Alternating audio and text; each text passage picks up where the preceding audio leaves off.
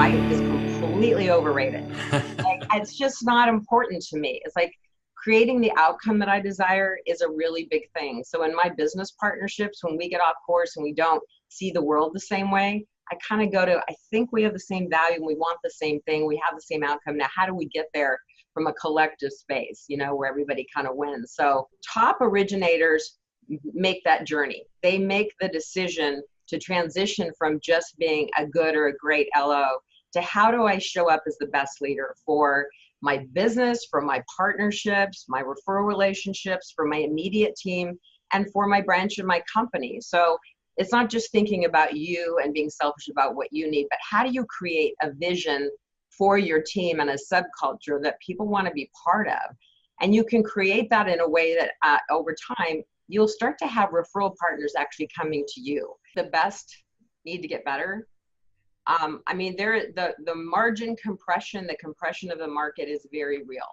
And I think if we're putting our head in the sand and trying to pretend like it's not, we're fooling ourselves. I think I was with Garth Graham, who heads Strathmore Group, who's the mortgage analytics company. And we were talking about, basically if you take the top 40% of originators in the country today and you teach them to do 2 more loans a month, they have completely made up the bottom 60% of our market.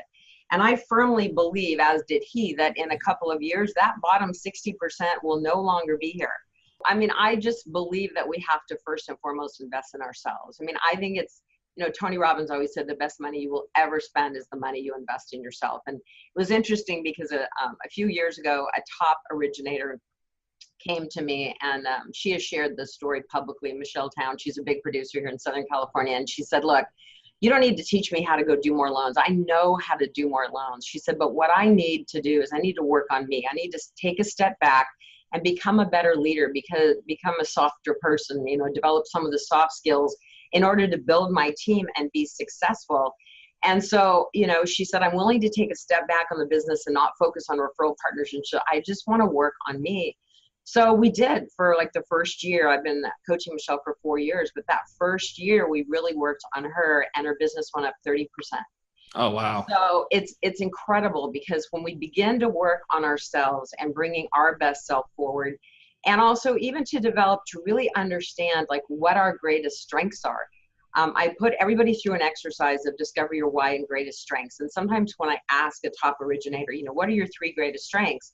And they always stop and go, let me think about that. And so, and there's a lot of questions that I'll ask to really drive to what are your greatest strengths in the context of how that really serves your referral partners and your clients.